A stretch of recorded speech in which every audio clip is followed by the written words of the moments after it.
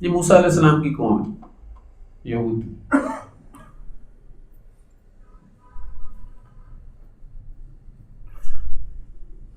یعقوب علیہ السلام کی اولاد میں سے یعقوب علیہ السلام کے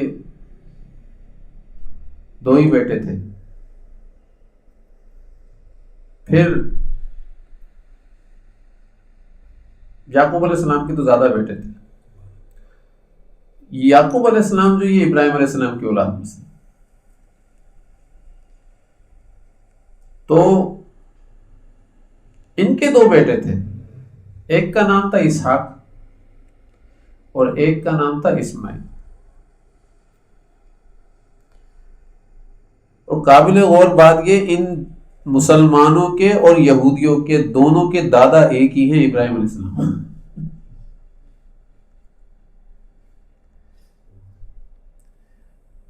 یہ جو یہودی لوگ ہیں یہ اسحاق علیہ السلام کی اولاد میں سے آ رہے ہیں.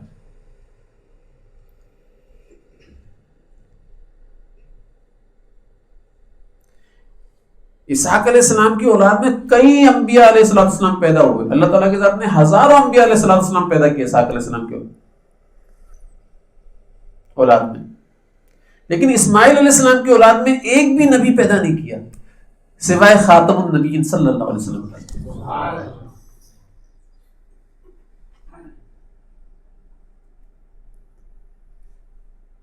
آپ صلی اللہ علیہ وسلم ان کی اولاد میں.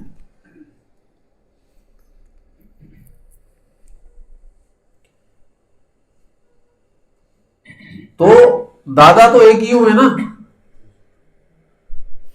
ہیں. لیکن یہ ایسی خطرناک قوم ہے کہ موسیٰ علیہ السلام کے اوپر تورات نازل ہوئی. تورات نازل ہونے کے اندر کہنے لگے کہ بھئی ہمیں کیا معلوم یہ اللہ کی کتاب ہے، آپ آ کر بتا رہے ہیں اللہ کی کتاب ہے، ہمیں کیا معلوم.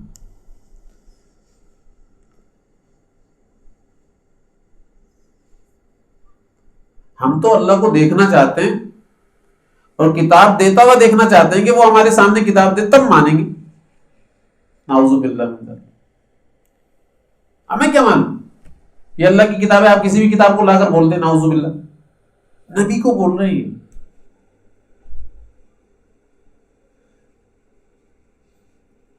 کم از کم یہ تو کریں اللہ کی آواز ہی سنا دیں ہمیں. تو موسیٰ علیہ السلام نے فرمایا چلو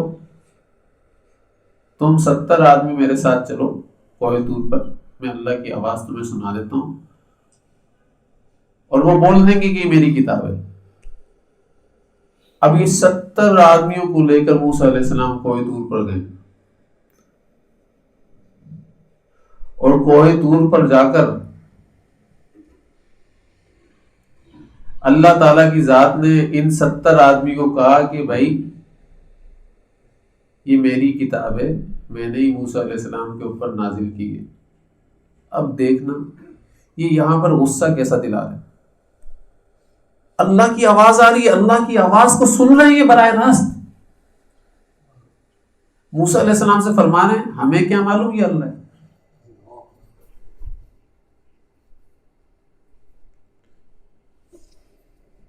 ہمیں کیا معلوم یہ اللہ ہے. یہاں پر اللہ کو غصہ ہے. دیکھو اللہ تعالیٰ غصے کے تاثر سے پاک ہیں. اللہ کے اوپر کسی چیز کا تاثر نہیں ہے. تاثر اثر کو کہتے ہیں، کسی چیز کا اثر نہیں ہوتا ہے. اب اللہ کی غصے کی حیت اللہ ہی جانتے ہیں. یہاں اللہ تعالیٰ کی ذات کو غصہ ہے اور اللہ تعالیٰ کی ذات نے آسمان سے بجلی ان کے اوپر گرائی جس سے سب مر گئے. اب موسیٰ علیہ السلام نے فرمایا اللہ تعالیٰ کی ذات کو، اے اللہ اگر یہ زندہ نہیں ہوئے نا میں وہاں جاؤں گا، تنہا جاؤں گا، مجھے تو میری قوم نہیں چھوڑے گی، بلکہ یہ بول رہے کہ مروانے کے لیے لے کر گئے تھے.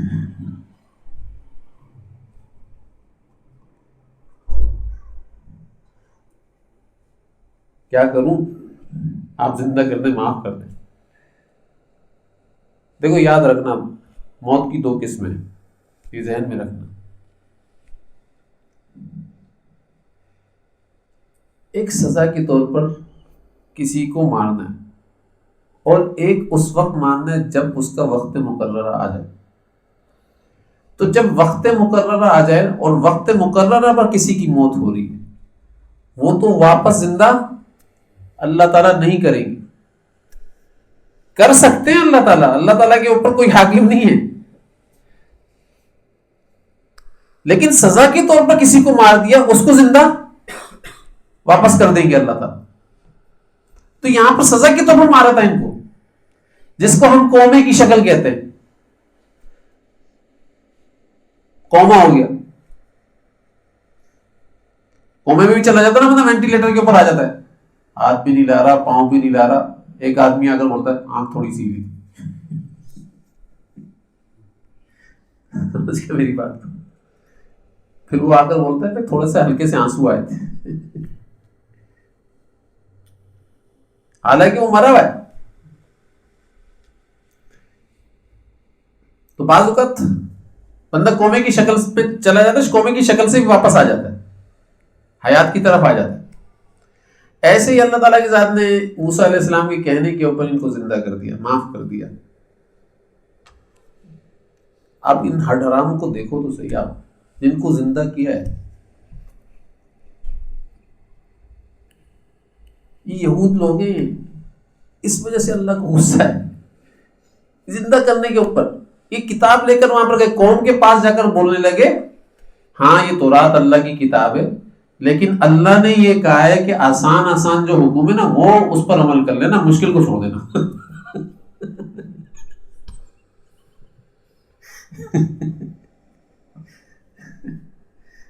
آسان حکم پر کیا کرنا، کر لینا، عمل کر لینا، مشکل کو چھوڑ دینا.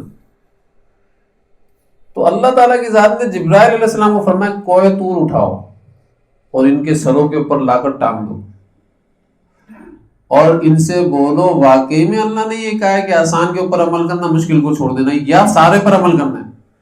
اب یہ کوہ طور کو اپنے اوپر سروں پر لٹکا ہوا دیکھ رہے ہیں.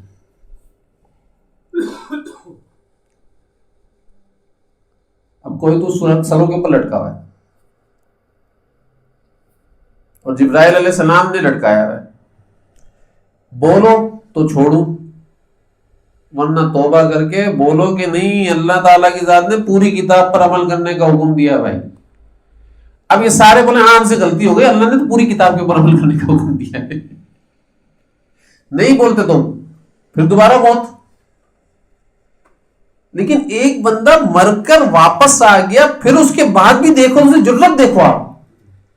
اللہ معاف فرمائے،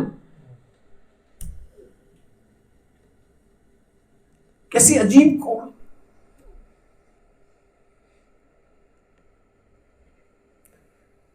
پھر اللہ تعالیٰ کی ذات نے فرعون کے لشکر سے ان کو نجات دے دی، فرعون کے لشکر کو غرق کر دیا اور ان کو بچا لیا.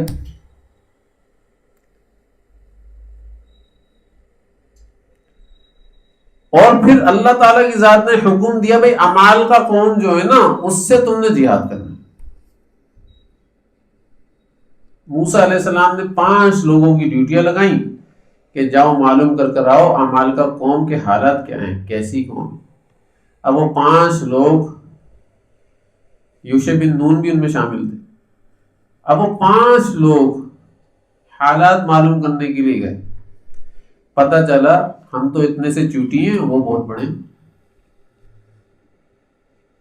وہ تو سمندر میں بھی چلتے ہیں تو آدھے آتے ہیں، پورے آتے بھی نہیں ہیں. جیسے ہم سوئمنگ پول میں کھڑے ہوئے ہوتے ہیں، وہ سمندر کو سوئمنگ پول بنا کر چل رہے ہوتے تھے. سمجھ رہے میری بات کو؟ تو یہ 5 لوگ آئے، بولا موسیٰ علیہ السلام کو، یوشع بن نون نے کہا اللہ ہماری مدد کریں گے. ایک اور آدمی تھے انہوں نے کہا اللہ ہماری مدد کریں گے. باقی یہ جو 3 لوگ تھے انہوں نے موسیٰ علیہ السلام کو کہا کہ ہم مقابلہ نہیں کر سکتے، بہت ہی اشد قوم ہے، سخت قوم ہے اور بہت ہی ظالم لگ رہی تھی. اتنی بڑی بڑی ٹیکنالوجی ان کے پاس ہے کہ ہم بتا نہیں سکتے، ہم سے لڑائی نہیں ہوتی. آج بھی یہ ہوتا ہے، ہم سے لڑائی نہیں ہوتی ہے، ہم نہیں لڑ سکیں گے. اچھا موسیٰ علیہ السلام نے کیا کہا؟ دیکھو تم ان کے حالت دیکھ کر آ گئے ہو نا، تم پانچوں کو اپنی زبان بند رکھنی ہے، کسی کے سامنے، قوم کے سامنے جا کر یہ باتیں نہیں کرنی. اگر تم نے قوم کے سامنے یہ باتیں کر دی وہ جہاد سے بھاگ جائیں گے، وہ جہاد نہیں کریں گے. ہوا کیا؟ قوم کے سامنے بات ہو گئی. اب تو قوم آئی، ہم نہیں لڑیں گے، ہم داخل ہی نہیں ہوں گے. کیوں نہیں داخل ہوگے؟ ہم نہیں لڑ سکتے. پہلے اس قوم کو نکالو پھر داخل ہوں گے، تو پھر تمہارا داخل ہونے کا فائدہ.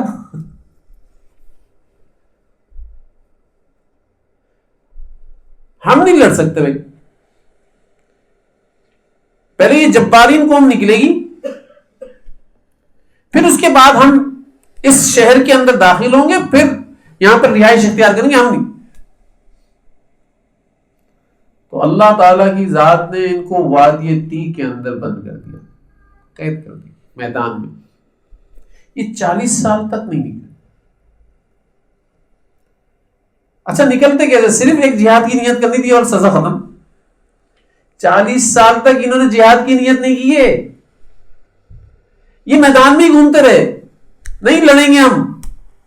کام کیا کرنا تھا؟ انہوں نے صرف جہاد کی نیت کرنی تھی اور ان کا میدان سے نکلنے کا عمل شروع ہو جاتا. وادی تی میں ضروریات کی ساری چیزیں فراہم کی جا رہی تھی. منو سلوا اتر رہا تھا، پانی تھا، سارے لوازمات ان کو دیے جا رہے تھے. ایسا نہیں تھا کہ نہیں دیے جا رہے. من کہتے ہیں آسمان کی شکل کا ایک گون ٹائپ چیز آسمان سے نازل ہوتی تھی، بادل کی شکل کی ہوتی تھی. وہ درختوں کے اوپر آتی تھی اور جم جاتی تھی، میٹھی ہوتی تھی، شیریں ہوتی تھی.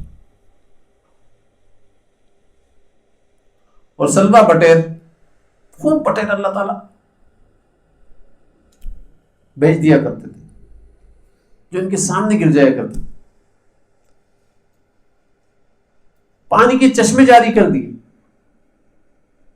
12 چشمے جاری کر دیے تھے حضرت موسیٰ علیہ السلام عصا مار کے.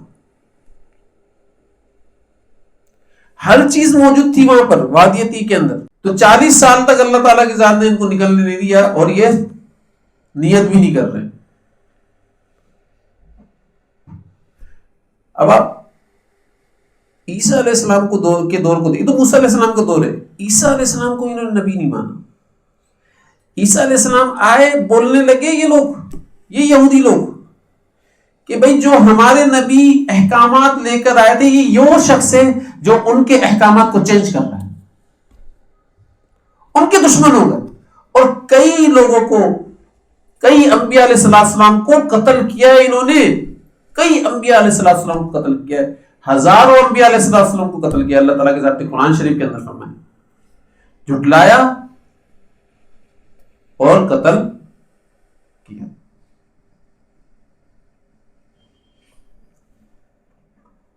یہ ایسے بدبخت لوگ. پھر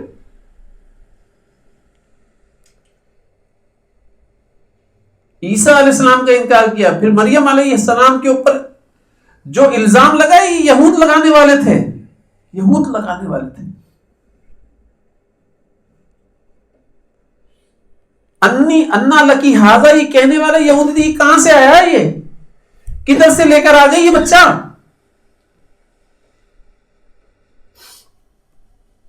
زکریا علیہ السلام کو قتل کرنے والے یہ تھے، یحییٰ علیہ السلام کو قتل کرنے والے یہ تھے، عیسیٰ علیہ السلام کو قتل کرنے والے بھی یہ تھے. لیکن اللہ تعالیٰ کی ذات نے عیسیٰ علیہ السلام کو اٹھا لیا آسمان پر. ان کی قتل کی پلاننگ کرنے والے یہ تھے.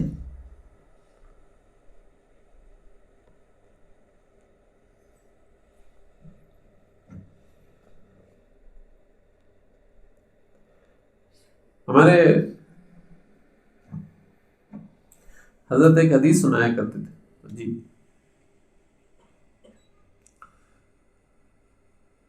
کہ آپ صلی اللہ علیہ وسلم کے دور میں آپ صلی اللہ علیہ وسلم کو کس طریقے سے تنگ کیا ان یہودیوں. غزوہ خندق میں جب آپ صلی اللہ علیہ وسلم مدینہ منورہ ہجرت کر کے آ گئے، 3 قبیلوں سے آپ صلی اللہ علیہ وسلم کا معاہدہ ہوا تھا. ایک قبیلے کا نام بنو نذیر تھا، اور ایک قبیلے کا نام بنو قریظہ تھا، اور ایک قبیلے کا نام بنو قینقاع تھا. یہ 3 قبیلے تھے.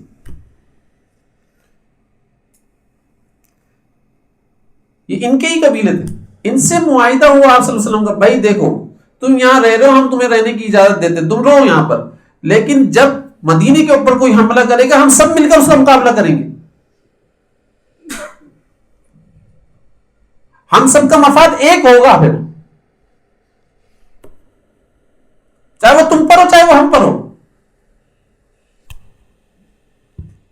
غزوہ خندق کے اندر کیا ہو، 10,000 کفار کا لشکر آ رہا ہے مسلمانوں سے لڑنے کے لیے. مسلمانوں کی تعداد 3,000. تو بنو قریظہ یہودیوں کا قبیل، اس نے معاہدے کی خلاف ورزی کی. کیونکہ انہوں نے دیکھا 10,000 کا لشکر ہے اور یہ 3,000 ہے، ان کے پاس ساز و سامان بھی اتنا نہیں، وہاں پر ساز و سامان بڑا پڑا ہوا ہے، ہر چیز موجود ہے، تو بھائی ہم بھی ان کے ساتھ مل جاتے ہیں.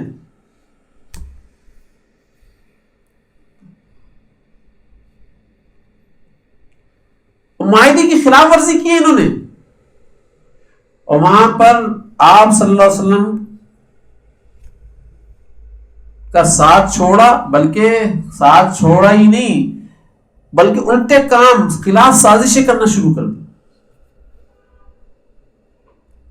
اب یہاں پر آپ کو معلوم ہے نا کہ مسلمان ہمیشہ جنگ نہ ٹیکنالوجی کی بنیاد پر جیتے ہیں نہ کثرت کی بنیاد پر جیتے ہیں. مسلمان جو جنگ جیتے ہیں وہ اللہ کی مدد کی بنیاد پر جیتے ہیں،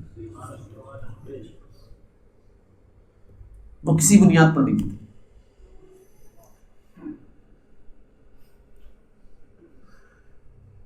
تو یہاں پر آپ صلی اللہ علیہ وسلم کو فتح ہو گئی غزوہ خندق کے اندر، صحابہ کرام کو فتح ہو گئی، اور آپ صلی اللہ علیہ وسلم نے زرہیں اتار دی، ہتھیار رکھ دیے. وہاں جبرائیل علیہ السلام زرہ پہنے ہوئے آئے، فرمایا یا رسول اللہ آپ نے زرہ کیسے اتار دی؟ صحابہ کرام نے کیسے اتار دی؟ جب ہم نے نہیں اتاری، اللہ کہہ رہے ہیں آپ نے کیسے اتار دی؟ ابھی تو ان لوگوں سے حساب کرنا باقی ہے جنہوں نے معاہدے کی خلاف ورزی کی تھی، ابھی تو ان سے لڑنا باقی ہے. میں وہاں جا رہا ہوں فرشتوں کی جماعت کو لے کر یا رسول اللہ صلی اللہ علیہ وسلم، اور مجھے حکم ہے کہ میں ان کا قلعے کو ہلا دوں، اینٹ سے اینٹ بچا دوں.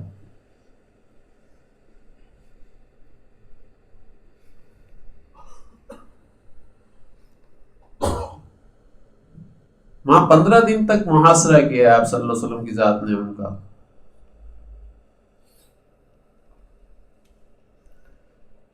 اور پھر جب ان کی جان پر بناتی ہے نا تو یہ کیا کرتے ہیں، معاف کر دو، ہم اب نہیں کریں گے، اب نہیں کریں گے. یہ ان کی عادت ہے، شروع سے عادت ہے ان کی، اب نہیں کریں گے، معاف کر دو. لیکن حضور صلی اللہ علیہ وسلم نے فرمایا نہیں، تمہارا فیصلہ سعد بن معاذ رضی اللہ تعالیٰ عنہ کریں گے. سعد بن معاذ رضی اللہ تعالیٰ عنہ کون ہے؟ جو ان سے تجارتی لین دین کرتے رہتے تھے. تو انہوں نے جب سعد بن معاذ رضی اللہ تعالیٰ عنہ کا نام سنا تو یہ مطمئن ہو گئے کہ یہ تو ہمارے ساتھ اچھا ہی کریں گے جو کریں گے. اور سعد بن معاذ رضی اللہ تعالیٰ عنہ غزوہ خندق میں شامل تھے، لڑائی میں، جانباز قسم کے صحابی رضی اللہ تعالیٰ عنہ، اور وہ بھی زخمی ہو گئے تھے، ان کے زخم سے خون بہ رہا تھا. آپ صلی اللہ علیہ وسلم نے ان کو بلایا، 2 صحابہ کرام ان کو لے کر آئے اٹھا کر، اور فرمایا تم نے فیصلہ کرنا ہے.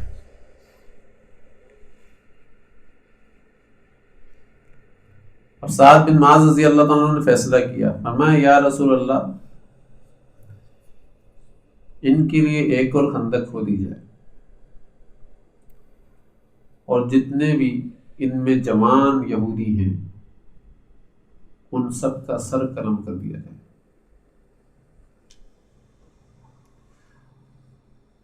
عورتیں اور بچوں کو غلام بنا لیا جائے، باندیا بنا لیا جائے۔ ایک اور خندق کھودی گئی، اور ایک روایت کے اندر آتا ہے کہ 700، ایک روایت کے اندر آتا ہے 1400 یہودیوں کا سر قلم کیا گیا۔ آپ صلی اللہ علیہ وسلم نے سر قلم کرنے کا حکم دیا۔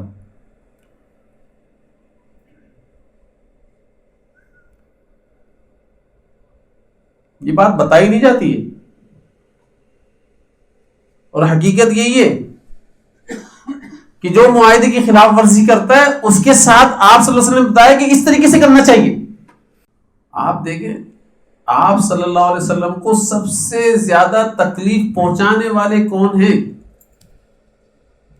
یہ یہودی لوگ، یہودی لوگ۔ یہ وہ لوگ ہیں جو آخری نبی کے انتظار میں مدینہ شریف کے اندر آ کر رہنا شروع کر دیا تھا انہوں نے، اور جب آخری نبی آ گئے تو انکار کر دیا۔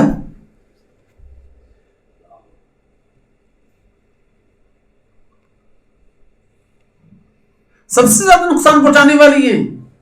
اور پھر اللہ کے بارے میں بات کرنے والے کون ہیں؟ آپ دیکھیں، لا تغلوا فی دینکم،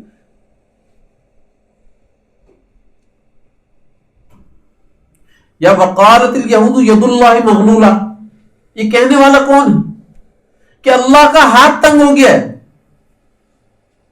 نعوذ باللہ باللہ، اللہ کے خزانے میں کمی ہو گئی ہے، اس لیے اللہ تعالیٰ کی ذات نے اپنا خزانہ روک لیا ہے، ہاتھ تنگ ہو گیا، کہیں ختم نہ ہو جائے۔ یہ کہنے والا کون ہے؟ یہودی ہے یہ۔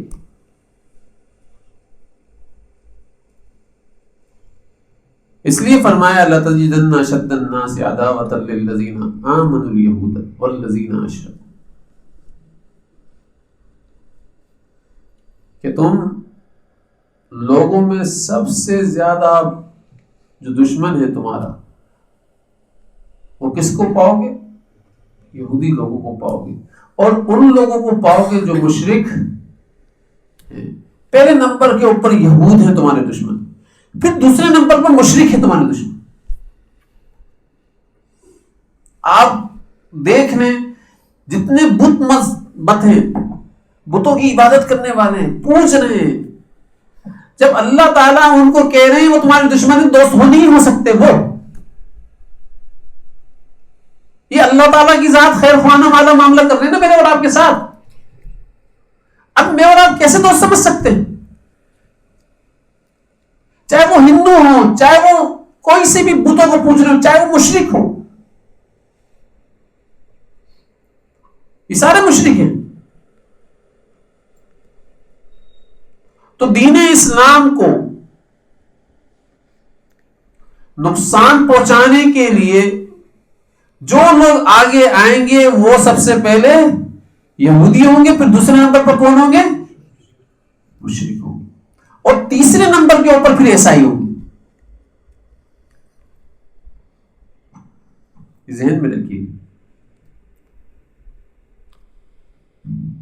تو میں نے یہ جو خاکہ کھینچا ہے نا، یہ اس لیے کھینچا ہے تاکہ مجھے اور آپ کو یہودوں کے بارے میں معلوم ہو جائے کہ بھئی اتنا زیادہ انہوں نے ایسا کیا کر دیا تھا کہ جس کی وجہ سے یہ ہمارے ایسے سخت دشمن ہیں۔